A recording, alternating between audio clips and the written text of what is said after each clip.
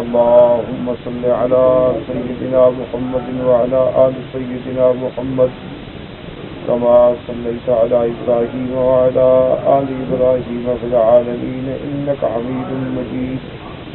قال الله تبارك وتعالى في كلامه المجيد: أعوذ بالله من الشيطان الرجيم. بسم الله الرحمن الرحيم. اقترب للناس حسابهم وهم في غفلة معرضون. ما يأتيهم من ذكر من ربهم محدث إلا استمعوه وهم يلعبون. لاهية قلوبهم وأسروا النجوى الذين ظلموا هل هذا إلا بشر مثلكم أفتأتون السحر وأنتم تبصرون. قال ربي يعلم القول في السماء والأرض وهو السميع العليم. بل قالوا أضغاث أحلام بل افتراه بل هو شاعر فليأتنا بآية كما أرسل الأولون. ما آمنت قبلهم من قرية أهلكناها أفهم يؤمنون. قال المؤلف المفسر رحمه الله تعالى: قال البخاري: حدثنا محمد بن بشار قال حدثنا غندر قال حدثنا شعبة النبي سمعت عبد الرحمن بن يزيد عن عبد الله رضي الله تعالى عنه قال: بنو إسرائيل والكهف ومريم وطه والأنبياء هن من الإطاق الأول وهن من ثلاث. رواه البخاری رحمہ اللہ تعالی.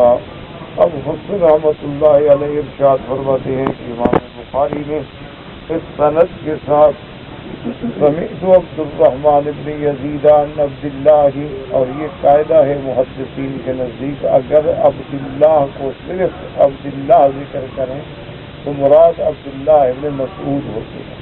یعنی عبداللہ ابن مسعود رضی اللہ تعالی عنہ اتنا جلیل القدر صحابی ہیں اور اللہ نے ان کو اتنا بڑا مقام تفقہ فی الدین عطا فرمایا تھا کہ اگر صرف عبداللہ، ورنہ عبداللہ ابن عمر، عبداللہ ابن عمرو، عبداللہ ابن عباس تو آگے نام ہوگا. اگر صرف عبداللہ آئے تو مانا ہے کہ عبداللہ ابن مسعود مراد ہے.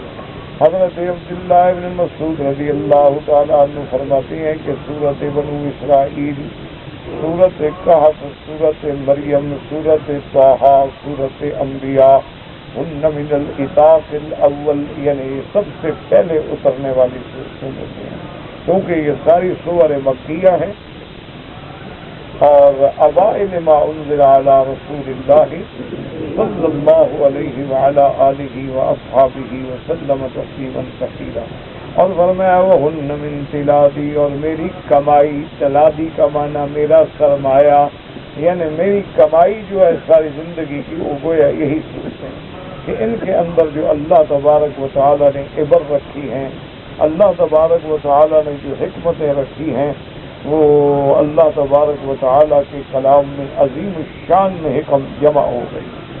اب اس کے بعد مفسر رحمۃ اللہ علیہ فرماتے ہیں: ھذا تنبیہ من اللہ عز وجل علی اقتراب الساعۃ ودنوها وان الناس فی غفلۃ انها لا يعملون لها ولا يستعدون من اجلها. اللہ نے فرمایا: اقترب للناس حسابهم وهم في غفلة معرضون. کیا معنی؟ یہ تنبیہ ہے اللہ تبارک و تعالیٰ کی طرف سے کہ قیامت قریب ہو گئی، قیامت قریب آ رہی ہے اور لوگ جو ہیں وہ غفلت میں پڑے ہیں. کیا معنی؟ یعنی لا يعملون لها، کوئی آخرت کی تیاری نہیں کر رہے، اس کے لیے عمل نہیں کر رہے، اس کے لیے اعمال صالحہ کی محنت نہیں کر رہے. تو جو لوگ بس تیاری نہ کریں وہ امتحانوں میں کامیاب تو نہیں ہوتے. تو آخرت کے لیے بھی بندہ تیاری کرے. کیسے تیاری کرے؟ گناہوں سے توبہ کرے، اعمال صالحہ کی طرف رغبت کرے اور گناہوں سے بچنے کی کوشش کرے، معاصی سے، منکرات سے. فوائد سے، آثام سے، اور اسی طرح اگر حقوق العباد ہیں تو ادا کرنے کی کوشش کرے۔ اور اسی لیے یہ حکم ہے کہ کسی بندے کا کوئی پتہ نہیں، لازم ہے کہ ہر بندہ اپنی وصیت جو ہے وہ لکھ کر اور اس سے باقاعدہ گواہ بنا کر اور اس کو ہمیشہ محفوظ رکھے۔ کیوں؟ اور روزانہ کوئی تبدیلی ہو تو اس میں کر دیا، کسی سے لینا ہے، کسی کو دینا ہے، کسی کا قرض ہے، کسی سے قرض لینا ہے، اور اسی طرح کوئی معاملات ہوتے ہیں تو اپنی وصیت، کیوں انسان کا کوئی پتہ بھی نہیں ہے، ایک سانس کا بھی بھروسہ نہیں، تو اس لیے اللہ تنبیہ فرماتے ہیں کہ دیکھو لوگ غفلت میں پڑے ہوئے ہیں، آخرت کے لیے تیاری نہیں کر رہے۔ اقترب للناس حسابهم وهم في غفلة معرضون۔ وقال النسائي ذهب بن قال عبد الله الشامي عبد الملك ابو الوليد الطيالسي قال ابو معاوية قال اعمش نبي صالح نبي سعيد النبي صلى الله عليه وسلم في غفلة معرضون۔ کیا مانا؟ انہوں نے فرمایا فی دنیا، کہ دنیا میں کھو گئے ہیں۔ جب آدمی دنیا میں کھو گیا تو غفلت میں خود بخود پڑ گیا، کیونکہ دنیا تو ہے ہی لذت والی چیز ہے، جو دنیا کی لذتوں میں کھو گیا وہ اللہ کے احکام سے غافل ہو گیا۔ ہر وقت اس کو دنیا، مال، پیسہ، حوث میں لگا ہوا ہے اور آخرت کی تیاری نہیں۔ اور جن لوگوں کو اللہ تبارک و تعالی نے دولت بھی دی ہے اور آخرت کا فکر بھی ہے، ماشاءاللہ ان کی ہر وقت خیرات، صدقات، مساجد، مدارس، دین کے کام جو ہیں وہ چل رہے ہیں تاکہ ساتھ آخرت کی تیاری بھی ہو۔ وقال تبارک وتعالی اتی امر اللہ فلا تستعجلوہ، جیسے اللہ نے فرمایا اللہ کا حکم گویا آ چکا، جلد بازی نہ کرو۔ کافر کہتے تھے نا جی کہاں ہے قیامت، کہاں ہے عذاب، لے آؤ، تو اللہ نے فرمایا اللہ کا حکم گویا کہ آ چکا ہے۔ جب اللہ فرماتے تو تمہیں شک نہیں ہوتا، اس لیے فرمایا اقتربت الساعة وانشق القمر وإن يروا آية يعرضوا، قیامت آج قریب آ چکی، چاند دو ٹکڑے ہو چکا، اور کافر جب بھی کوئی معجزہ دیکھتے ہیں تو اعراض کرتے ہیں۔ وقت روى الحافظ بن عساکر في ترجمة الحسن النهاني أبي نواس الشاعر أنه قال أشعر الناظر الشيخ الطاهر أبو العطايا يقول الناس في غفلاتهم ورحى المنية تطحن۔ اس طرح حضرت حافظ ابن عساکر نے حسن ابن ہانی جن کی کنیت ابی نواس تھی فرمایا کہ وہ سب سے بڑا شعر کہنے والا، انہوں نے کہا شیخ طاہر سے جن کی کنیت ابو العطاہیہ تھی، انہوں نے فرمایا الناس فی غفلاتہم، لوگ اپنی غفلتوں میں پڑے ہوئے ہیں، کھیل کود میں پڑے ہوئے ہیں، وروح المنیۃ تطحن، اور موت کی چکی جو ہے وہ چل پڑی ہے، وہ دانے پیس رہی ہے، موت کی چکی تو گھوم رہی ہے نا، جو دانا آ رہا ہے پس رہا ہے، لیکن یہ لوگ ہیں کہ خاص غفلت میں پڑے ہوئے ہیں، ان کو نہ خدا یاد ہے، نہ نماز ہے، نہ روزہ ہے، نہ حج ہے، بلکہ کتنی بد نصیبی ہے کہ حرمین میں رہتے ہوئے آدمی نماز سے محروم ہے، یعنی سرزمین حرم میں رہتا ہو، مکہ اور مدینہ میں رہتا ہو اور جماعت نصیب نہ ہو۔ انا للہ و انا الیہ راجعون۔ دعا کریں اللہ ہماری اولادوں کو، نسلوں کو، آپ کی اولادوں کو، ہر مسلمان کی اولاد کو ہدایت کے فیصلے فرمائے، اللہ صراط مستقیم پہ چلائے، اللہ ان کے دلوں کو اپنی طرف مائل کر دے۔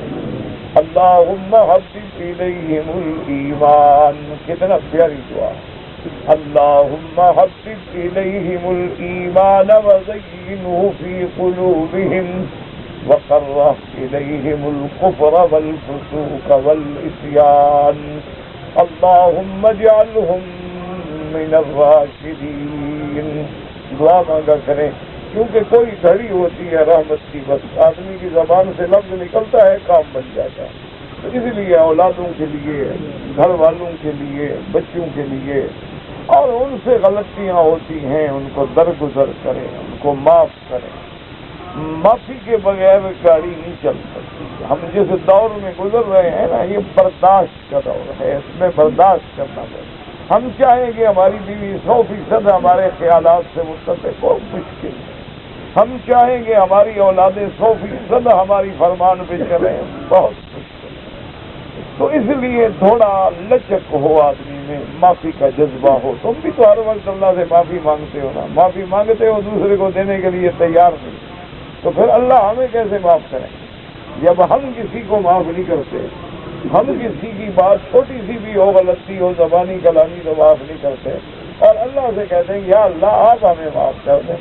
اللہ فرماتے بڑا عجیب آدمی ہے، خود تو معاف کرنے کے لیے تیار نہیں، اس سے معافیاں مانگتا ہے.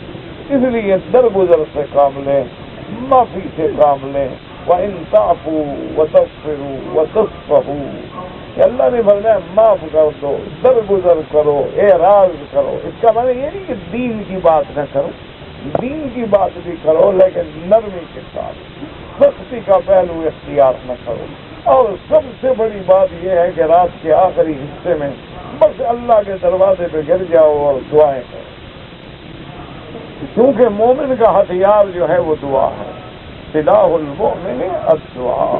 مومن کا سب سے بڑا ہتھیار کیا ہے کہ بس دعا ہے. جب رب راضی ہو گیا پھر بندے کیا بگاڑ سکتے ہیں؟ موٹی سی بات ہے نا. اگر اللہ راضی ہو جائے تو ساری دنیا مل کر بھی ہمیں ایک بال کا نقصان بھی نہیں پہنچا سکتی.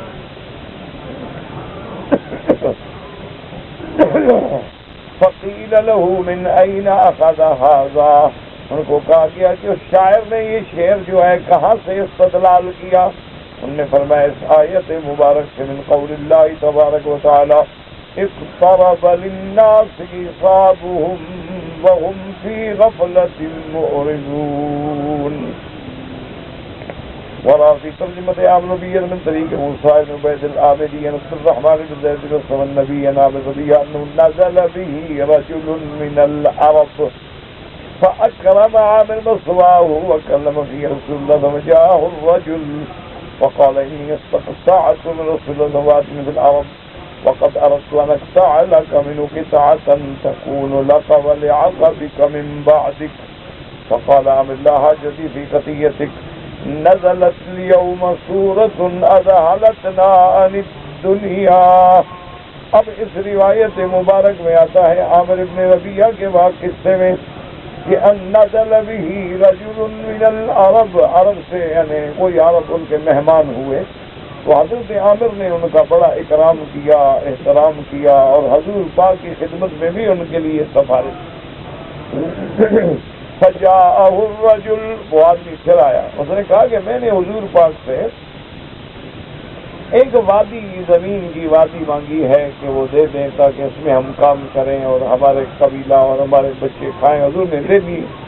تو میں چاہتا ہوں کہ اس وادی میں سے کچھ زمین کا ٹکڑا تمہیں بھی دے دوں، کیونکہ تم نے میرا بڑا احترام کیا، اکرام کیا، حضور کو سفارش کی، تبھی تو مجھے ملی ہے جی. تو لہذا میں چاہتا ہوں کہ میں تمہارے لیے بھی اس سے کوئی ٹکڑا دے دوں. آپ نے فرمایا بھائی مجھے تو نہیں چاہیے تیری زمین کا ٹکڑا، اللہ کا قرآن آج نازل ہوا ہے جس نے ہمارے دماغوں کو ہلا ڈالا ہے، ہم نے تو ہر چیز کی لذت ہی چھوڑ دی ہے. اور وہ یہی آیت تلاوت فرمائی ہے، اقترب للناس حسابهم وهم في غفلة معرضون. اس لیے یاد رکھیں کہ علماء کہتے ہیں کہ آدمی یہ نہیں ہے کہ دنیا سے کٹ جائے، اسلام میں رہبانیت نہیں ہے، بلکہ اسلام تو یہ چاہتا ہے کہ ساعتاً الی ھذا و ساعتاً الی ھذا، کہ کچھ دیر اپنا دنیا میں بھی کام کرو لیکن زیادہ فکر جو ہے وہ دین کا رکھو، آخرت کا فکر زیادہ کرو کہ ہم نے وہاں زیادہ رہنا ہے، دنیا میں تو تھوڑا رہنا ہے.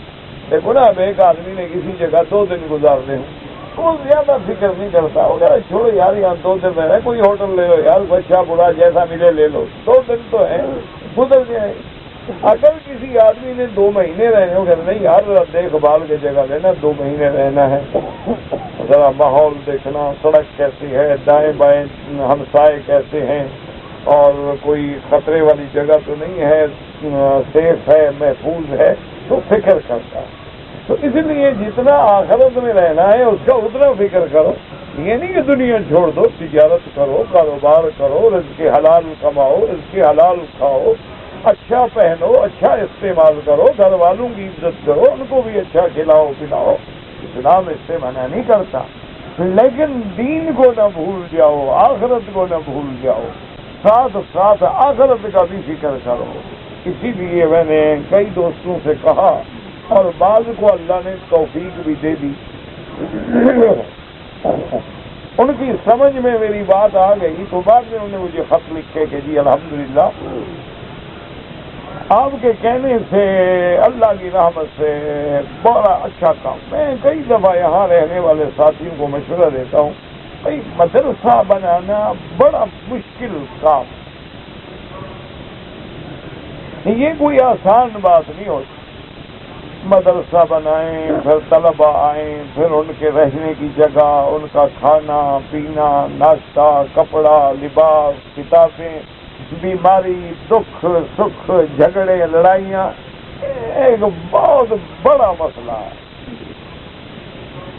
تو آسان حل یہ ہے، اگر میرے بھائی کوشش کرو تو کوئی مشکل نہیں. مدرسے وغیرہ بنانا بڑے لوگوں کا کام ہے، جن کو اللہ توفیق دے اور جن کو اللہ نے اتنا سرمایہ بھی دیا ہے اور استطاعت بھی دی ہے. آپ چھوٹا کام کریں کہ جیسے ہمارے ہر گاؤں میں، بستی میں، موضع میں چھوٹی چھوٹی مسجدیں ہوتی ہیں اور وہاں دیہاتی حافظ ہوتے ہیں اور بچوں کو پڑھاتے ہیں. آپ ایسے جگہ جو ہے نا ہر موضع میں، علاقوں میں، بستیوں میں تلاش کریں کہ جہاں حافظ ہے، 4 بچے ہیں، 5 بچے ہیں، 10 بچے ہیں، بستی والے بچے آتے ہیں، پڑھتے ہیں، پڑھنے کے بعد گھروں کو چلے جاتے ہیں. نہ رہنے کا جھگڑا، نہ ان کے کھانے کا پینے کا جھگڑا، صرف یہ ہے کہ اس حافظ اگر اچھا ہے، اچھا نہیں ہے اس کو ٹریننگ دلا دو، اس کے ساتھ تنخواہ طے کر لیں کہ بھائی دیکھو بات سنو، تم مفت پڑھا رہے، ایسا نہیں، ہم تمہیں 2000 یا 1500 تنخواہ دیں گے اور تم باقاعدگی سے 2 گھنٹے 3 گھنٹے صبح پڑھاؤ، 2 گھنٹے 3 گھنٹے شام کو پڑھاؤ، اس کے بعد تم بھی اپنے گھر جاؤ، طالب بھی اپنے گھر سے. تو اس سے آپ کے لیے فائدہ یہ ہوگا کہ وہ اگر آدمی محنت کرے گا تو مہینے 2 مہینے میں وہ بستی کے سارے 20 30 40 بچے ہو جائیں. اور خرچ کتنا تمہیں کرنا پڑے گا؟ 200 ریال. 200 ریال مہینہ ایک غریب آدمی بھی خرچ کر سکتا ہے.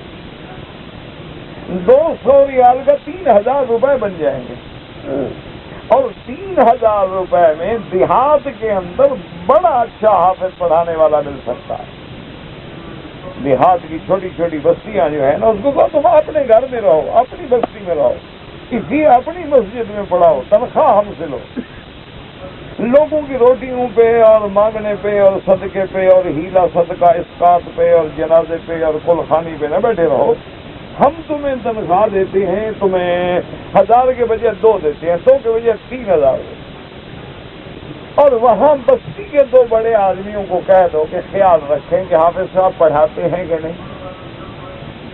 اگر دیکھو کہ بھی مہینے میں اس نے صحیح کام نہیں کیا، اس کو چھوڑ کے کوئی نیا آدمی تعینات کرو. تو 200 روپے میں 40 اور 30 بچے اگر قرآن پڑھ لیں، اس سے بڑی خیرات ہے تمہاری طرف. اسی لیے وہ سیٹھی صاحب تھے نا ہمارے دوست تھے، جنہوں نے تحفیظ قرآن کا جال پھیلا دیا پوری دنیا میں. کوئی ملک ایسا نہیں، اللہ نے اس کو توفیق دی، ہر جگہ اس نے ہر مسجد میں ایسا مدرسہ بنایا.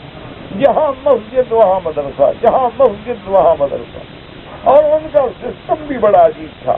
وہ سارے محلے والوں کو اکٹھا کرتا بھی، یہ قاری بٹھاؤ، اس کی کتنا تنخواہ ہے جی؟ 4000. اس کا 1 سال میں تنخواہ دوں گا، سال کے بعد میں مجھے چھٹی.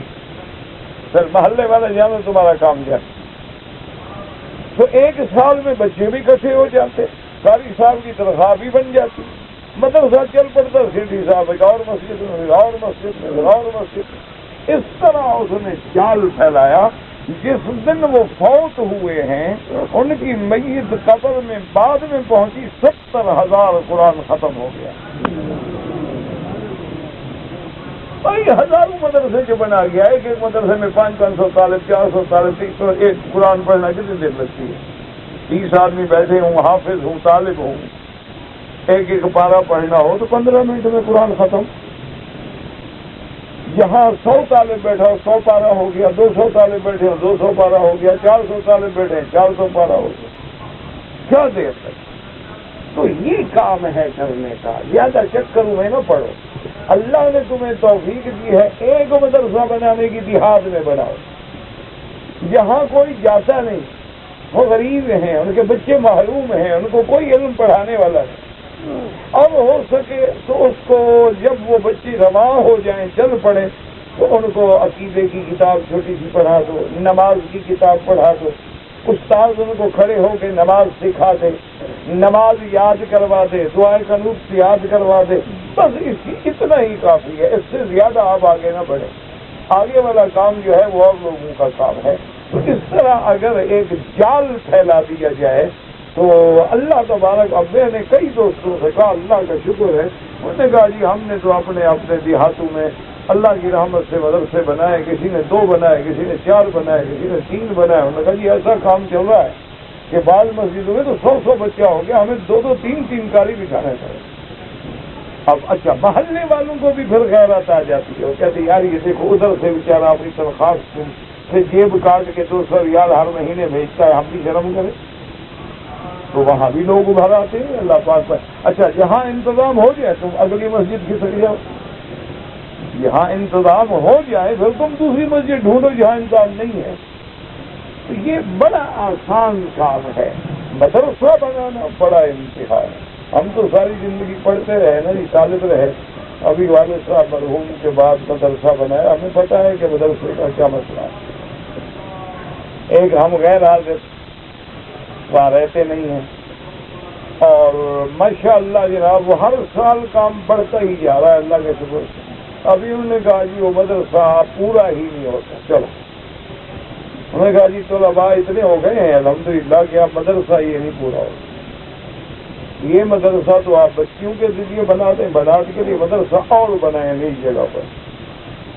ٹھیک ہے، انہوں نے کہا دعا کرو یار اللہ اتنا توفیق دے دے، تو ہم تو کہتے ہیں 1000 مدرسہ بنائیں، ہمارا دل تو کہتا ہے اللہ توفیق دے تو، تاکہ یہی تو کام آئے گا، ورنہ مرنے کے بعد کون پوچھتا ہے؟ یہ تو جال میں کی مجلس ہے نا، رونق ہے نا، اس کے بعد سلام علیکم ہر کوئی بھول گیا، دبا کے چل دیے قبر میں، نہ دعا نہ سلام، ذرا سی دیر میں کیا ہو گیا زمانے کو، اور آدمی بھول جاتا ہے سلام علیکم۔ 2 دن اور آدمی کہتے ہیں یہ چیزیں کام آتی ہیں کہ مدرسہ چل رہا ہے۔ یعنی ہم حیران ہوتے ہیں کہ میرے والد صاحب رحمۃ اللہ علیہ کا جو گھر تھا، جو مسجد تھی، جہاں بیٹھتے تھے، جہاں تھوڑا سا ایک شیشم کا بڑا درخت تھا، اس کے نیچے سارا یہ مسجد بن گئی، الحمدللہ مدرسہ بن گیا۔ اللہ کا شکر ہے، ہر جگہ ہر وقت قال اللہ وقال رسول اللہ صلی اللہ علیہ وسلم، ان لوگوں کا اخلاص تھا، خلوص تھا۔ اللہ تبارک و تعالیٰ ان کی قبروں میں رحمتیں فرمائیں، اور دعا کریں ان کی رباط کا بھی مسئلہ اگر اٹکا ہوا ہے اللہ حل کر دے، مشکلات دور فرما دے۔ ہم تو عاجز ہیں، بیکار ہیں، کیا کر سکتے؟ اگر اللہ کا لطف و کرم نہ ہو تو ہم تو 1 کروڑویں حصہ بھی سانس نہیں لے سکتے۔ بس دعا کیا کرو، اسی دعا میں سارا کام ہو جاتا ہے، بس یقین ہو تمہیں۔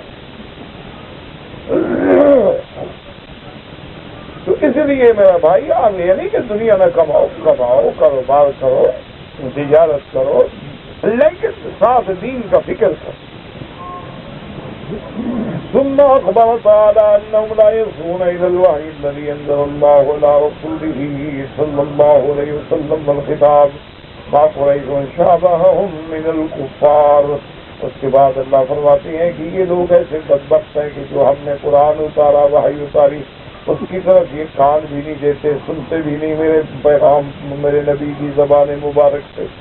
یہ ابتدائی خطاب جو ہے قریش کو آیا، اور ان کے ساتھ جو اور کفار ہیں کہ جب حضور پر وحی آئی، قرآن آیا، یہ سننے کے لیے بھی تیار ہیں، اللہ کا قرآن سننے کے لیے بھی تیار ہیں۔ ما یأتیہم من ذکر من ربہم محدث الا استمعوہ وہم یلعبون۔ ان کے پاس جب کوئی نیا حکم آتا ہے کھیل میں لگے ہوئے ہیں، فرمایا محدث کا معنی ہے جدید انزال ہو، ابھی ابھی اترا ہو. الا استمعوه وهم يلعبون كما قال ابن عباس ما لكم تصرون هذا الكتاب ما بأيديهم وقد حرفوه وبدلوه وزادوا فيه ونقصوا منه وكتابكم أحدث الكتب بالله تقرؤونه وحدا لم يشب. رواه البخاری بنحوه. حضرت ابن عباس رضی اللہ تعالی نے فرمایا کہ تم لوگوں کو کیا ہو گیا ہے، ما لکم تسألون اہل الکتاب، تم اہل کتاب سے جا کے پوچھتے ہو. تو آپ حالانکہ ان سے پوچھتے ہو، حالانکہ ان لوگوں نے تو اللہ کی کتاب کو بدل ڈالا، اللہ کی کتاب میں تحریف کر ڈالی، اللہ کی کتاب میں اپنی طرف سے بڑھا ڈالا، اپنی طرف سے اللہ کی کتاب میں گھٹا دیا. اور جو قرآن، جو کتاب اللہ نے تم پہ اتاری ہے، یہ تو سب سے آخری کتاب ہے. تمہارے پاس قرآن ہے، تم کیوں بھاگ رہے ہو لوگوں کے پاس؟ تم کیوں اہل کتاب کے پاس جاتے ہو؟ جی اہل کتاب نے، جیسے آج کل ہمارا سمجھا جاتا ہے نا کہ بڑا پڑھا لکھا آدمی ہے، بائبل کا حوالہ دیا، تورات کا حوالہ دیا، انجیل کا. اور قرآن جب موجود ہے تو کیا بائبل اور کیا تورات اور کیا سب سے آخری کتاب، سب سے تازہ کتاب، سب سے تازہ جو ابھی بوڑھی بھی نہیں ہوئی، وہ تو جوان کتاب ہے. تم پرانی کتابیں ڈھونڈ رہے ہو جو بدل ڈالی گئی. وَأَصَرُّوا النَّجْوَى الَّذِينَ ظَلَمُوا هَلْ هَذَا إِلَّا بَشَرٌ مِثْلُكُمْ أَفَتَأْتُونَ السِّحْرَ وَأَنْتُمْ تُبْصِرُونَ. وَأَصَرُّوا النَّجْوَى الَّذِينَ ظَلَمُوا قَالُوا فِيمَا بَيْنَهُمْ خَفِيَّةً. وہ کافر ایک دوسرے کو کہتے ہیں ایسا ہے، اور یار یہ تو انسان ہے نا، کوئی فرشتہ ہوتا تو ہم مان لیتے نا، نوری نبی ہوتا تو ہم مانتے، یہ تو انسان ہے، بشر ہے، یہ تو عبداللہ کا بیٹا ہے، آمنہ کا لال ہے، اور ہماری طرح کھاتا ہے پیتا ہے، بازاروں میں جا رہے تو کیسے نبی مان لے یار؟ اللہ نے نبی بھیجنا ہوتا تو آسمانوں سے وہ نوری نبی بھیجتے. یہ آپس میں سازشیں کر. هل هذا إلا بشر مثلكم يعنون رسول الله صلی اللہ علیہ وسلم يستبعدون قول نبي لأنه بشر مثلهم. ان کے نزدیک یہ بات بڑی مشکل تھی کہ کوئی بشر نبی بن سکے. وہ کہتے تھے یہ بشر تو ہیں لیکن نبی نہیں.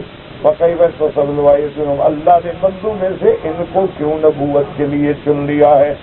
وَلِهَذَا قَالَ أَفَتَأْتُونَ السِّحْرَ وَأَنْتُمْ تُبْصِرُونَ.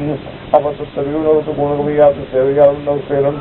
یعنی ایک دوسرے کو کہتے ہیں کہ یار یہ جانتے ہوئے کہ وہ بشر ہیں پھر بھی اتباع کرتے ہو. یہ تو یار ایسی بات ہوئی نا کہ بندہ جانتا بھی ہو جادو ہے اور پھر بھی اس کے پیچھے چلا جائے. تو جب ہم جانتے ہیں کہ وہ تو بشر ہیں، وہ تو انسان ہے، اللہ نے نبی بھیجنا ہوتا تو نوری نبی آتا. وقال تعالی مجیبا لهم ما افتروا واختلقوه من الكذب. اب اللہ تبارک و تعالی نے اس کا جواب دیا جو انہوں نے جھوٹی باتیں کی اور گھڑی. قال ربي يعلم القول في السماء والأرض وهو السميع العليم. أي الذي أنزل إلى صالح خافية وهو الذي أنزل هذا القرآن واستولى قبل الأولين والآخرين الذي لا يستطيع أن يأتي بمثله إلا الذي يرسل في السماوات والأرض. اللہ پاک نے فرمایا میرا رب نہیں ان کو بتائیں کہ میرا رب تو وہ ہے جو سب جانتا ہے، جس پہ کوئی چیز چھپی ہوئی نہیں ہے، تمہاری باتیں بھی جانتا. وَهُوَ الَّذِي أَنزَلَ هَذَا الْقُرْآنَ. اسی اللہ نے یہ قرآن اتارا ہے. الْمُشْتَمِلُ عَلَى خَبَرِ الْأَوَّلِينَ وَالْآخِرِينَ. جو پہلے اور پچھلوں کی جس میں احوال ہیں. اور یاد رکھو کہ اللہ کے سوا کون بتلا سکتا ہے کہ آدم کا کیا قصہ ہے، نوح کا کیا قصہ ہے، کیونکہ حضور کے پیدا ہونے سے ہزاروں سال پہلے کے واقعات ہیں. تو یہ تو اللہ کی ذات بتا سکتی ہے جو آسمانوں اور زمینوں میں جو جتنا کوئی راز ہے وہ جانتا ہے. وَهُوَ السَّمِيعُ الْعَلِيمُ. یہ تحدید ہے کہ تم لا خفیہ باتیں کرو، وہ سننے والا ہے، وہ جاننے والا ہے، وہ سن رہا ہے تم کیا کہہ رہے ہو، وہ جانتا ہے تم کیا سازشیں کر رہے ہو. السمیع لأقوالکم. تمہارے کہنے کے سننے والا. والعلیم بأحوالکم. اور تمہارے حالات کو جاننے والا. اور لہذا تحدید لهم ووعید. اس میں کافروں کے لیے تحدید ہے کہ جب وہ جانتے ہیں سنتے ہیں تو تمہیں پوری پوری سزا دیں گے. بل قالوا أضغاث أحلام بل افتراه بل هو شاعر. هذا إخوان صادق فائدة واختلاف ما يسمون به القرآن وحيرة فيه يدرى لمن صالح المسير وصالح شعرا وتعطية وأضغاث أحلام وطارق يجب مخترا. اب اللہ تبارک و تعالیٰ ان آیات سے خبر دیتے ہیں کافروں کی سرکشی کی اور کافروں کی ضد کی اور کافروں کی گمراہی کی کہ دیکھو کیسے ضلالت میں پڑے ہوئے ہیں. کبھی تو کہتے ہیں قرآن کے بارے میں یہ جادو ہے, کبھی کہتے ہیں یہ شعر ہے, اور کبھی کہتے ہیں کہ یہ تو خواب ہیں, یہ تو خیالات ہیں جو نیند میں آتے ہیں برے برے. وطاوطن یجعلونہ مفترا, اور کبھی کہتے ہیں کہ اللہ کے نبی نے خود بنایا ہے, اللہ پاک نے وحی نہیں اتاری. کما قال تبارک وتعالی انظر کیف ضربوا لک الامثال فضلوا فلا يستطيعون سبیلا. اللہ نے فرمایا میرا بندی دیکھو کیسی کیسی مثالیں دیتے ہیں, تو خود گم کردہ رہا ہے, یہ کبھی راستے پہ نہیں آتے. فَلْيَأْتِنَا بِآيَةٍ كَمَا أُرْسِلَ الْأَوَّلُونَ يَعْنُونَ كَنَاكَ رِسَالِ وَآيَاتَ مُوسَىٰ وَعِيسَىٰ عَلَيْهِمُ الصَّلَوَاتُ التَّسْلِيمُ. کہتے ہیں کہ اگر اللہ کے نبی سچے ہیں تو ایسے معجزے کیوں نہیں لے آتے جیسے حضرت صالح علیہ السلام لے آئے کہ اونٹنی جو تھی پتھر سے پیدا ہو گئی. موسیٰ علیہ السلام عصا مارتے تھے اور دریا خشک ہو جاتے تھے. عیسیٰ علیہ السلام مردوں کو زندہ کر دیتے تھے. تو ایسے معجزے ہمیں دکھائیں تو ہم پھر مان لیں گے. حالانکہ یہ بھی ان کا جھوٹ تھا. اللہ نے تو مردہ لکڑی کا زندہ ہو جانا تو اس سے زیادہ بڑی بات ہے. حضور کے فراق میں تو لکڑی رونے لگ گئی, لکڑی زندہ ہو گئی. اور موسیٰ علیہ السلام نے تو عصا مارا, میرے مدنی نے تو ہاتھ رکھا اور انگلیوں سے نہریں جاری ہو گئی. اللہ نے میرے مدنی کو تو اتنے معجزے دیے ہیں کہ سارے پیغمبروں سے زیادہ, تمام انبیاء سے زیادہ ہیں. تمام انبیاء کے معجزے زمین پہ ہیں, میرے مدنی کے معجزے آسمانوں پہ ہیں کہ چاند دو ٹکڑے ہو گئے. اتنا معجزات کے لیے تو کافروں کا عناد ہے, نہیں جو ماننا ہے نا, ضد ہے نا جی. اچھا جی صحابہ نہیں ماننا, بس او بھائی حضرت ابو بکر کا بس جی نہیں مانا, نہ ماننے کا کیا علاج. اہل بیت رسول بس جی نہیں ماننا. اولیاء اللہ نہیں جی نہیں, بالکل توبہ توبہ توبہ. یہ تو ساری بدعت ان کی وجہ سے کھڑی ہے, نعوذ باللہ ثم نعوذ. ائمہ فقہا کو نہیں جی نہیں, اماموں کی بات ہی نہ کرو. توبہ توبہ توبہ توبہ. اماموں کی وجہ سے تو 4 ٹکڑے ہو گئے سر. اچھا 4 امام چھوڑ دیں تو 1000 ٹکڑا بنا دو گے. جب ہر آدمی خود امام بن جائے گا تو پھر کتنے ٹکڑے بنیں گے؟ ابھی تو شکر ہے 4 میں تو بند ہے. جب ہر آدمی خود امام صاحب بن جائے, دیکھو نا کوئی حکمت ہے. نماز میں امام ایک کھڑا ہوتا ہے یا 3-4 کٹھے کھڑے کر, کوئی وجہ تو ہے نا کہ سارے کھڑے ہو کے ایک امام کے پیچھے لگو. اور دن میں اللہ 5 دفعہ یاد دلاتے ہیں, ورنہ ہر کسی کو حکم ہوتا بابا جہاں موقع ملے کھڑے ہو کے نماز پڑھ لو. یہ ڈسپلن, یہ جماعت, یہ اتحاد, یہی اسلام چاہتا ہے کہ ملو, مل کے رہو, ٹوٹو نہیں, جھگڑوں میں نہ پڑو, اختلافات میں نہ پڑو. اس لیے اللہ نے فرمایا کہ یہ تو ایسے کہتے ہیں, ورنہ جو پہلے آئے انہوں نے مان لیا. سارے علیہ السلام کی قوم نے معجزہ مانگا, اونٹنی پیدا ہو گئی, پھر اونٹنی کو خود مار کر. یہ اگر دیکھیں گے تو گمان لیں. وَمَا مَنَعْنَا أَن نُرْسِلَ بِالْآيَاتِ إِلَّا أَن كَذَّبَ بِهَا الْأَوَّلُونَ. اللہ نے فرمایا ہمیں کس چیز نے روکا ہے, کیا مانے. ہم تو چاہیں تو پہلے والی سارے معجزے آپ کو دے دیں, لیکن انہوں نے بھی نہیں مانا, یہ بھی نہیں مانیں گے. اللہ جانتے ہیں. وَلِهَذَا قَالَ مَا آمَنَتْ قَبْلَهُم مِّن قَرْيَةٍ أَهْلَكْنَاهَا أَفَهُمْ يُؤْمِنُونَ. أي ما آتينا قريم الذي فيهم رسل آية على يدي نبيها فآمنوا بها بل كذبوا. ہم نے پہلے جو پیغمبر کو دے جب بھی ان کو معجزہ دیا قوم ایمان نہیں لے آئی بلکہ جھٹلایا. نتیجہ کیا نکلا؟ فأهلكناهم بذالک، پھر ہم نے ان کو ہلاک کر ڈالا کہ تم معجزہ مانگتے ہو اور پھر ایمان نہیں لے آتے. افہؤلاء یؤمنون بالآیات ویوادون اولئک، کیا ان کو اگر دکھائیں تو یہ مان لیں گے؟ یہ بھی نہیں مانیں گے. کلا بل ان الذین حقت علیہم کلمۃ ربک لا یؤمنون ولو جاءتهم كل آیۃ حتی یروا العذاب الألیم. اللہ نے فرمایا پھر ہماری جن پہ مہریں لگ گئیں، جن پہ تیرے رب کا فیصلہ ہو چکا، ان کو لاکھ دلیلیں دو، وہ ایمان نہیں لائیں گے. هذا كله كالشهاد من الآيات الباهرات والحجج القاطعات والدلائل البينات على يدي رسول الله صلى الله عليه وسلم ما شهد مع غيره من الأنبياء صلوات الله وسلامه عليهم أجمعين. اللہ نے فرمایا کہ حالانکہ یہ بدبخت ایسی نشانیاں، ایسے دلائل، ایسے بینات، ایسے معجزات میرے بدری کے ہاتھ میں دے چکے ہیں جو پہلے موضوع سے بھی زیادہ اظہر ہیں، زیادہ روشن ہیں، زیادہ واضح ہیں، زیادہ بڑے ہیں. تمام انبیاء کے معجزات ایک طرف اور میرے بدری محمد مصطفیٰ کے معجزات ایک طرف. یہ تو محض عناد ہے، محض ایک ضد ہے کہ جو بھی ان کے ساتھ بات کی جائے فوراً ضد کریں گے اور فوراً اعتراض کریں گے. اور جنہوں نے ماننا ہوتا ہے وہ تو چہرہ محمد مصطفیٰ دیکھ کے بھی کلمہ پڑھ لیتے. اللہم ثبتنا علی الایمان. دعا کریں اللہ ہمیں بھی ایمان پہ قائم و دائم رکھے اور ایمان پہ خاتمہ ہو اور اللہ دنیا کی سب مشکلات دور کروا دیں. اللہم لا تجعل الدنیا اکبر ہمنا ولا مبلغ علمنا.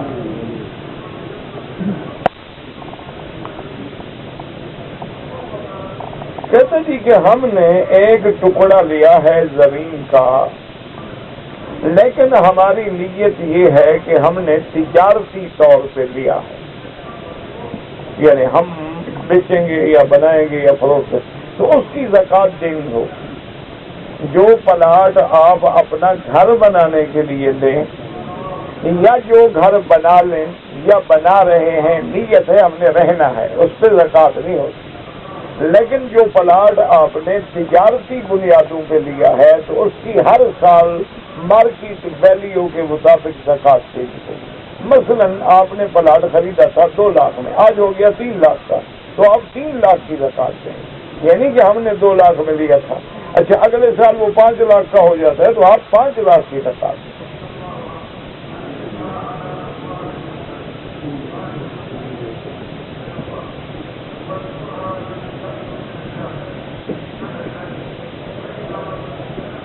کہتے ہیں جی کہ میں رمضان کی 3 تاریخ کو یہاں پر آیا ہوں اور اب میں نے حج بھی کرنا ہے. تو میرا بھائی اگر رمضان میں آپ آئے ہیں اور شوال میں آپ نے کوئی عمرہ میقات سے نہیں کیا اور نہ کریں گے تو آپ کا حج افراد ہوگا. 8 تاریخ کو صرف حج کی نیت کر کے احرام باندھیں، آپ کے ذمے حج کی بکری واجب نہیں ہے.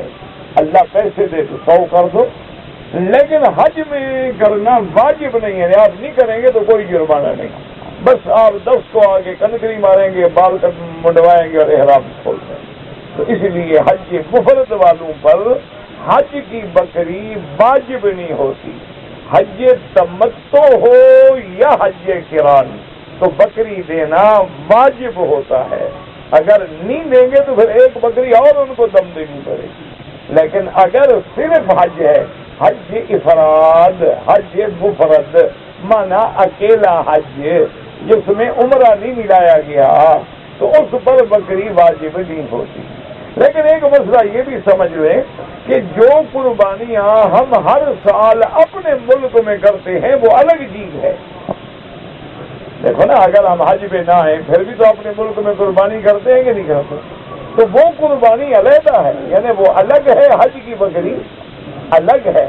اس قربانی کے لیے البتہ آپ کو رعایت ہے کہ آپ خط لکھ دیں، ٹیلی فون کر دیں کسی دوست کے ذمے لگا دیں کہ وہ بکری قربانی والی آپ کے ملک میں کر دیں تاکہ غریبوں کو گوشت ملے اور اس کا چمڑا کھالیں جو ہے مدرسے والوں کی امداد ہو جائے، اور حج کی بکری جو ہے وہ یہاں ادا کریں، تو اس کی بکری قربانی والی تو ہر جگہ ہو سکتی ہے، لیکن حج کی بکری ما سوا حدود حرم کے ادا نہیں ہو سکتی۔ فَلْيَبْلُغُ الْهَدْيُ مَحِلَّهُ هَدْيًا بَالِغَ الْكَعْبَةِ، تو یہ حج تمتع کی بکری یا حج قران کی بکری، اس کا تو لازم حدود حرم میں ہونا ضروری ہے، لیکن جو قربانی کرتے ہو اپنے ملک میں وہ اب بھی وہاں کر دو، اور اللہ پیسے دے تو یہاں کر دو، تمہاری مرضی ہے، یہاں پھر 1 کا لاکھ ملے گا۔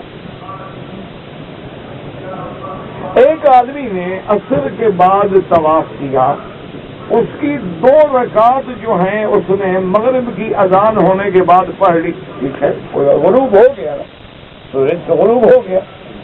بہرحال احناف کے نزدیک تو افضل یہ ہے، امام صاحب کے نزدیک کہ آدمی مغرب کی نماز کے بعد ادا کرے، لیکن اگر غروب شمس کے بعد بھی اس نے پڑھ لیا تو حنفی مسلک میں بھی کوئی اعتراض نہیں، اور امام احمد بن حنبل رحمۃ اللہ علیہ اور امام شافعی رحمۃ اللہ علیہ کے نزدیک تو جب طواف کرو، فجر کے بعد کرو کہتے ہیں اسی وقت پڑھ لو، عصر کے بعد کرو فرماتے ہیں اسی وقت 2 رکعت پڑھ لو۔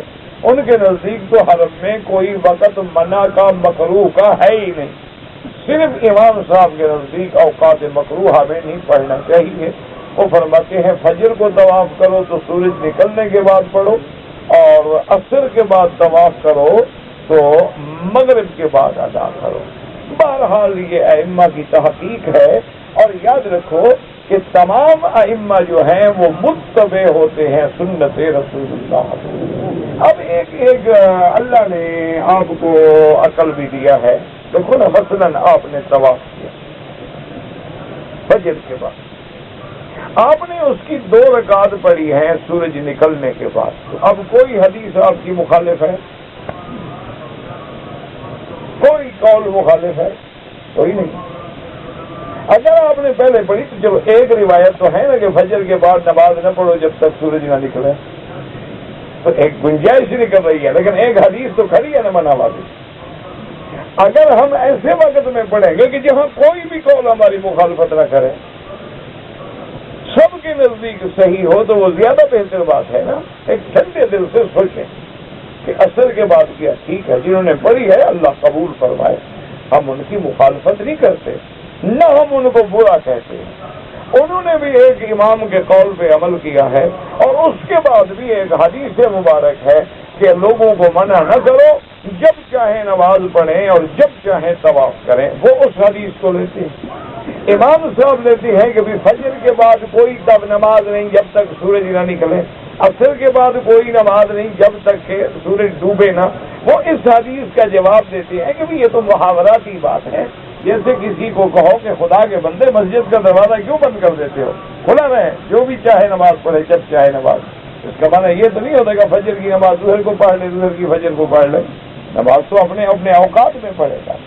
تو اس لیے یعنی امام صاحب ایسا قول لیتے ہیں کہ اب اگر مغرب کے بعد آپ 2 رکعت پڑھ رہے ہیں تو کوئی نہ حدیث مخالف ہے، نہ کوئی قول مخالف ہے، نہ کوئی امام مخالف ہے۔ اس لیے بہرحال باقی جو پڑھتے ہیں اللہ سب کی قبول فرمائے، اور جو نہیں پڑھتے بعد میں پڑھتے ہیں اللہ ان کا بھی قبول فرمائے۔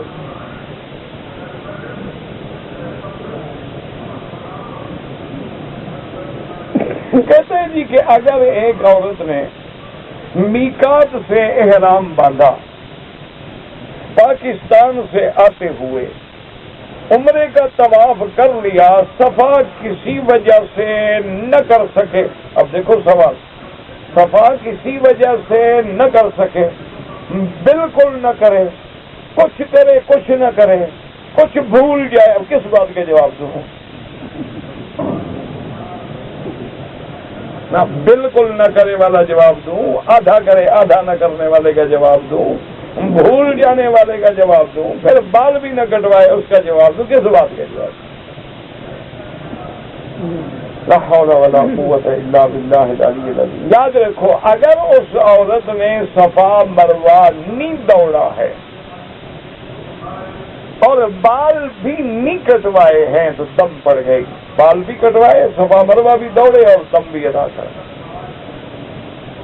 باقی کتنا دوڑا ہے تو لکھو، 4 چکر دوڑے ہیں، 5 چکر دوڑے ہیں، 6 چکر دوڑے ہیں، 1 چکر دوڑا ہے۔ جب تک وضاحت نہ ہو بندہ کیسے جواب دے گا؟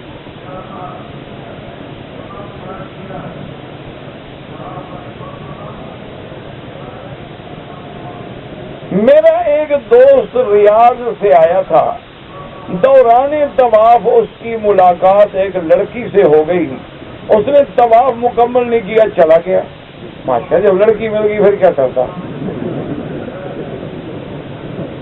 چلا گیا تو اب مولوی پکڑ کے لے آئے گا بس اس کو کہو توبہ کرے، اور عمرہ تھا تو عمرہ بھی مکمل کرے اور دم بھی دے، اگر نفلی طواف تھا تو باطل ہو گیا۔ بس اللہ عالم یہ وضاحت کرو نا، کون سا طواف تھا؟ عمرے کا طواف تھا، نفلی طواف تھا، لڑکی اس کو اپنی مل گئی۔ کس کی لڑکی مل گئی؟ ہوتا ہے نا لڑکی گم ہو گئی، بیچارے کو بیٹی مل گئی، وہ خوشی خوشی میں سب کچھ بھول گیا، غریب، یہ بھی تو ہو سکتا ہے نا، تو لہذا آپ وضاحت سے کریں نا۔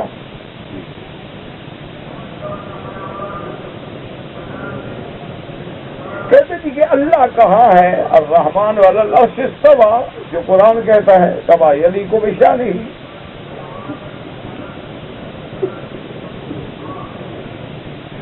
وطر میں جب ہم دعائے قنوت پڑھتے ہیں، ہاتھ اٹھا کے دعا مانگے یا ہاتھ باندھ کے، دونوں جائز ہیں۔ ہم تو لڑنے والوں میں ہیں ہی نہیں، ہاتھ اٹھانا بھی جائز ہے اور ہاتھ باندھ کے کھڑے رہو دعا مانگو سب بھی جائز ہے، کوئی مسئلہ، کوئی جھگڑا ہے ہی نہیں۔ یہ تو ان سے پوچھو جو دعا میں ہاتھ اٹھانے کو جائز نہیں سمجھتے، ہم تو جائز سمجھتے۔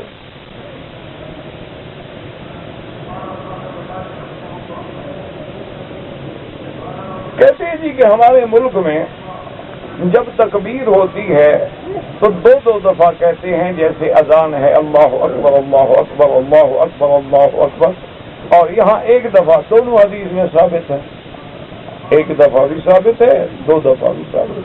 جتنا گڑ ڈالو گے اتنا میٹھا ہوگا، 1 کلمہ کہو گے اتنا ثواب ملے گا، 2 دفعہ کہو اتنا ثواب ملے گا۔ باقی دونوں جائز ہیں، وہ بھی جائز ہے وہ بھی جائز ہے۔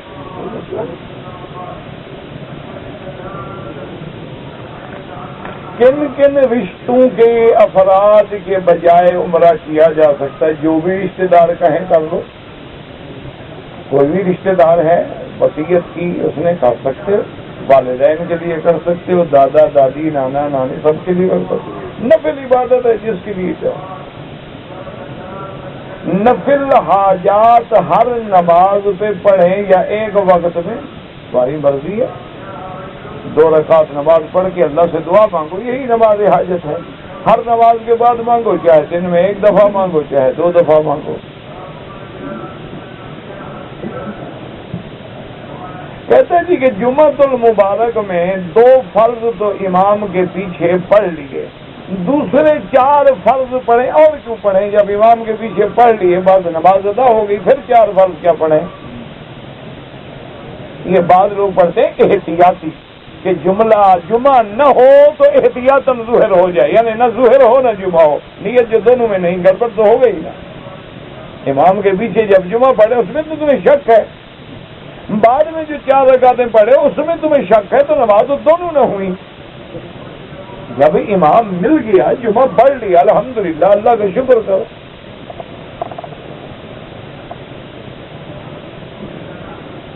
اس دنیا سے رخصت ہونے والوں کے لیے ہر نماز پر فاتحہ ضروری ہے، تمہاری مرضی روز پڑھتے رہو یا 1 دفعہ پڑھو گے۔ جو لوگ امامت کرانے میں خوش ہوتے ہیں، اچھی بات ہے، کوئی بری بات ہے؟ امامت کرا کے خوش نہ ہو، رونا شروع کر دیں۔ بھائی نماز پڑھانا اچھی بات ہے نا، تو جب اچھا مقام اس کو ملے گا تو خوش ہوگا نا، یہ تو فطری بات ہے۔ اور تعلیم بھی کراتے ہیں، حقوق العباد کا خیال نہیں کرتے، اللہ خیال کرنے کی توفیق دے۔ تم اپنے حقوق العباد کا فکر کرو، مولویوں کا چھوڑو، تم نے خود ادا کر دیے ہیں۔ بس ان کا چھوڑو، وہ خدا کو اپنا جواب دیں گے، ہم اپنا جواب دیں گے۔ ہمارے ملک میں جو بیمہ پالیسی ہے، انشورنس، بالکل ناجائز ہے، اس میں جوا بھی ہے، سود بھی ہے۔ کیا مانا؟ آپ نے 10 لاکھ کی پالیسی بنائی، ابھی آپ نے 1 سال کی پیمنٹ کی ہے اور مر گئے تو 10 لاکھ ملے گا کہ نہیں؟ تو جوا لگ گیا نا۔ دیا آپ نے 10,000، لے آئے 10 لاکھ، جوا اسی کا نام ہوتا ہے نا، پتا پھینکا 100 کا، آ گیا 1000، یہ جوا ہو گیا۔ اچھا، آپ نے پالیسی لی 10 لاکھ کی اور آپ اس مدت میں نہیں مرے، تو اب وہ کمپنی آپ کو 10 لاکھ بما سود کے واپس کرے گی، سود بھی آ گیا، تو لہذا اس میں تو ڈبل حرام ہے، ساتھ جوا ہے، ساتھ سود ہے۔ تو اس لیے ہمیشہ اچھا ویسے بھی یہ پالیسیاں بڑی خطرناک ہوتی ہیں، لوگ تو کہتے ہیں فائدہ ہوتا ہے۔ اچھا کبھی کبھی ایسا بھی ہوتا ہے، بیوی کو پتا ہونا کہ میرے خاوند کی 50 لاکھ کی پالیسی ہے، وہ خود ظاہر دے کے مار دیتی ہے، جان چھوڑے 50 لاکھ ملے، خاوند اور مل جائیں۔ پالیسیوں کا فائدہ بڑا ہوتا ہے، بیوی کی پالیسی مہنگی ہو، شوہر مار دیتا ہے، وہ کہتا ہے یار جب پیسے آ جائیں گے پھر بیویوں کی کیا کمی ہے۔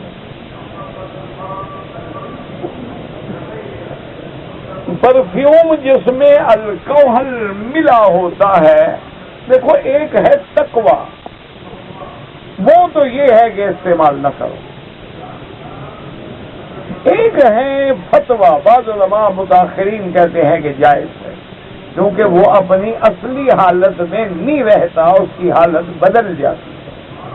بہتر تو یہی ہے کہ آپ ان چیزوں سے بچیں۔ جوتا پہن کر مسجد میں داخل ہو، اگر جوتا پاک ہے تو کوئی بات نہیں، اگر جوتا پاک نہ ہو، جیسے قمیض پاک نہ ہو پھر بھی نماز نہیں ہوگی، شلوار پاک نہ ہو پھر بھی نماز نہیں ہوگی، جوتا پاک نہ ہو پھر بھی نماز نہیں ہوگی، اگر پاک ہے تو پھر نماز ہو جائے گی، سیدھی سی بات۔ اصل تو دیکھنا یہ ہے کہ کیا جوتا پاک ہے یا نہیں۔ یہ ابھی حج افراد تمتع قران ہو چکا ہے، کہتے حضور نے فرمایا کہ میرے 73 فرقے ہوں گے۔ ہاں جی بالکل 73 فرقے، تو حج ایک ایک فرقے کے نیچے پتہ نہیں پھر کئی 100 فرقے ہوں گے، یعنی کہ کل 73۔ صرف شیعہ کا تقریباً 400 سے زیادہ فرقہ ہے۔ شیخ الاسلام ابن تیمیہ رحمۃ اللہ علیہ نے منہاج السنہ، بڑی عظیم کتاب ہے ان کی، اس میں اگر آپ پڑھیں نا تو کتنی قسمیں انہوں نے ذکر فرمائی ہیں۔ یہ معنی ہے 72 فرقہ 73 فرقہ، یعنی ہیڈ آف جو نام بڑا ہوگا اس کے نیچے پتہ نہیں پھر کتنی بلائیں ہوں گی۔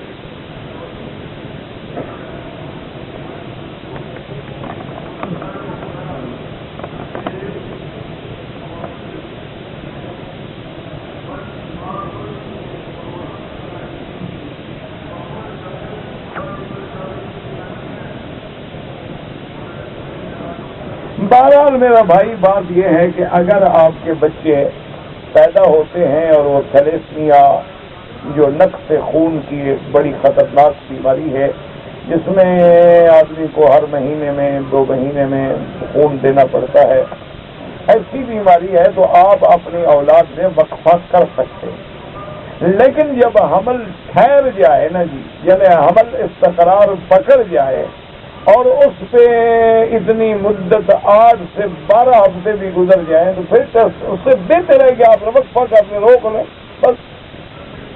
ہاں وقفہ کرنے آپ کو اللہ نے بچے دیے ہیں، اور جو بچے پیدا ہوتے ہیں بیچارے وہ معذور ہیں، اور آئندہ کوئی متوقع بھی نہیں۔ اچھا کبھی بچہ صحیح بھی ہو سکتا ہے، تو پھر ابتدائی طور پہ کیونکہ 4 مہینے کے بعد روح پھونک دی جاتی ہے، پھر حمل کا گرانا جو ہے گویا قتل کے برابر ہے۔ آدمی پاکستان سے عمرے کے لیے آئے، طواف کیا، صفا مروہ نہیں کیا، سر مڈایا، مدینے چلے گئے، دم پڑ گئی، کیونکہ صفا مروہ چھوڑ دیا، صفا مروہ واجب تھا اور انہوں نے نہیں کیا، لہذا دم پڑ گئی۔ 8 دن کے بعد آئے، طواف کیا، سر مڈایا، کپڑے نہیں پہنے، اور ایک جگہ گیا کہ 8 دن کے بعد جو ہے پھر مدینے سے عمرے کا احرام باندھ کے آئے کہ نہیں آئے تو اور دم پڑ گئے. یعنی یہ مسئلہ غلطی کر کے پوچھتے ہو، پہلے کیوں نہیں پوچھ لیتے؟ کہتے جی قرآن میں حضور کو خاتم النبیین فرمایا گیا تو آپ کے بعد نبی کی امید ہے. امید کیوں؟ حضور نے فرما دیا کہ لا نبی بعدی ولا رسول بعدی. عیسیٰ علیہ السلام اتریں گے تو وہ آپ سے پہلے کے نبی ہیں، وہ بعد میں تو نبی نہیں بنے، وہ تو آپ سے پہلے نبی تھے. وہ تو صرف اتریں گے اور تابع بن کے اتریں گے کہ اللہ ختم نبوت کا مسئلہ حل کر دیں گے کہ اگر پہلا نبی بھی آ جائے وہ بھی میرے مدنی کا امتی بنے گا، نبی نہیں بن سکتا.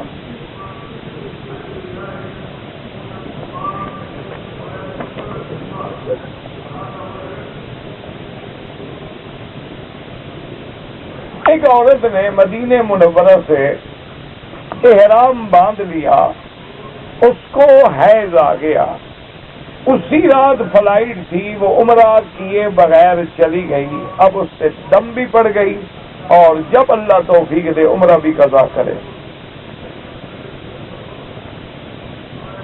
ایک عورت کا نکاح بچپن میں ہوا، اس کے گھر والوں نے بعد میں عدالت سے اس کی طلاق کروا دی، لیکن خامد نے طلاق نہیں دی. بچپن میں پہلے دیکھنا پڑتا ہے کہ نکاح کس نے کر کے دیا تھا، اور اگر لڑکی بالغ ہوتے ہی پہلے بچپن کے نکاح کا انکار کر دے تو اس کو حق ہے، وہ انکار کر سکتی ہے. کیا ہے، خامد مانے یا نہ مانے.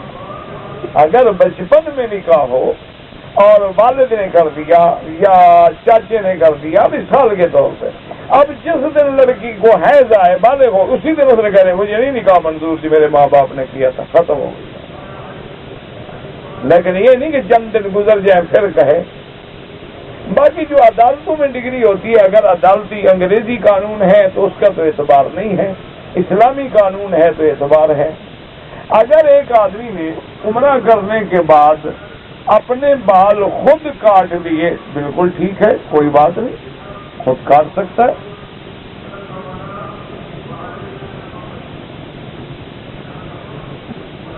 نماز میں بھول جائے، مجھے کیا پتا کیا بھول گئے آپ، وضاحت کرو نا. نماز میں بھول جائیں، کیا بھول گئے؟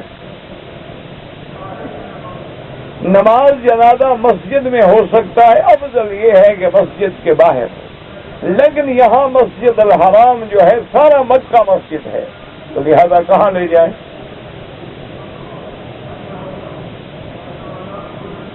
ہمارے ہاں نماز تصویر پڑھتے ہیں، پڑھتے رہیں، کوئی بات نہیں. جو آدمی کوئی اچھا کام کر رہا ہے کرنے دو. میں اگر تنعیم سے عمرہ کروں وہ بھی ٹھیک ہے. ہم لوگ انڈین ایمبیسی میں ملازم ہیں تو ایام حج میں ہماری ڈیوٹی ہوگی، کوئی بات نہیں، آپ ڈیوٹی بھی کرتے ہیں حج بھی کرتے ہیں، وہ احرام باندھ رہے احرام میں کام کرتے ہیں، کوئی مسئلہ نہیں. مثلا ڈاکٹر ہے، آپ احرام باندھ رہے مریض بھی دیکھتے رہے. ایک دوست ہے یتیم ہے، مجبور ہے، اس کی زمین پہ کسی نے قبضہ کیا، اللہ اس مظلوم کی مدد کرے. کہتے ہیں جی ایک امام ہے جو علماء دیوبند کو برا کہتا ہے، اللہ ہدایت دے میرا بھائی، بس دعا کیا کرو.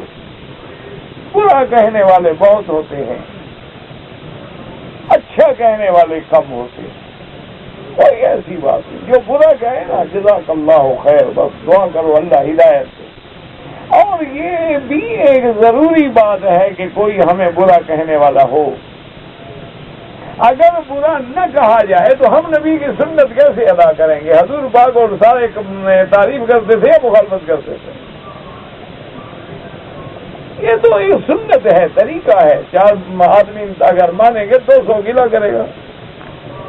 آج مجھے ایک آدمی ٹیلی فون کیا، کہتے ہیں جی کہ مجھے تو جدے سے ایک آدمی نے فون کیا کہ وہاں ایک مولوی صاحب نے تقریر کی کہ مولوی مکی صاحب جو ہے وہ مر گئے، تو آپ زندہ ہیں؟ میں نے کہا آپ سے بات کر رہا ہوں.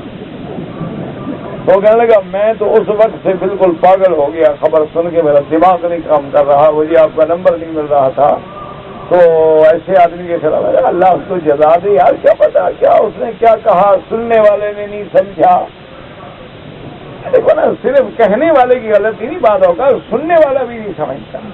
انہوں نے ہو سکتا ہے کسی اور عالم کا ذکر کیا ہو بیچارے کو، اس کو میرا نام آتا ہو، اس نے یہی سمجھا ہو، اس کا بھی قصور نہ ہو۔ اچھا اگر کہہ بھی دیا تو کوئی بات نہیں، کیا ہے، کوئی مسئلہ نہیں، کسی کے کہنے سے بلا کوئی مر جاتا ہے۔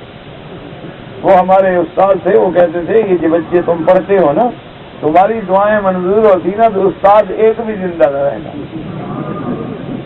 تو ہم چھوٹے تھے نا، ہمیں سناتے تھے، ہم چھوٹے تھے اس وقت، تو وہ کہتے بابا تمہاری دعائیں اللہ میاں نہیں سنتا ہے۔ کیوں جی، کیوں نہیں سنتا؟ ہم نے کہا تمہاری دعا، تم یہی دعا کرتے ہیں خدا کرے استاد کو بخار ہوا چھٹی ہو جائے، خدا کرے استاد بیمار ہو ٹانگ ٹوٹے 2 دن چھٹی ہو جائے۔ تو ایک استاد بھی مدرسے میں نہ آتا اگر بچوں کی دعائیں لگتی، پر اللہ میاں بھی تو جانتے ہیں نا کیا دعا منظور فرمانی ہے، کیا منظور نہیں فرمانی۔ تو ایسی باتوں پہ ناراض نہ ہوا کریں، کوئی بات نہیں۔ والد کے فوت ہونے کے بعد جائیداد میں بیٹیوں کو حصہ ملتا ہے، بالکل۔ جائیداد والدہ نے خود محنت کر کے بنائی ہے، والدہ کی محنت کی، والدہ نے بنائی یا والد نے بنائی، ان کی جائیداد میں اولاد کا حصہ ہے، لڑکوں کا بھی لڑکیوں کا بھی۔